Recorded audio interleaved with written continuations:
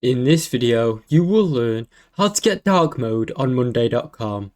First, you can install a browser extension that applies dark mode to all websites on Chrome. The popular browser extensions are Dark Reader. Once this is installed, you can toggle dark mode on and off, and it works for all of Chrome sites. You can also use NightEye. This is another extension that will give you dark mode across all websites. If you do not want to use a browser extension, use this other method. First, if you're using Windows, go to Settings, Personalization, then Colors.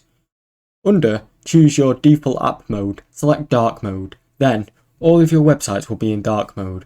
For Mac iOS, go to the System Preferences, then click General. Under Appearance, select Dark Mode. This method will darken the interface of the apps, and in some cases will affect all websites such as Google Ads and other apps. While Google Ads doesn't officially have a dark mode yet, these workarounds should help you achieve that similar result. Thanks for watching. Don't forget to like and subscribe.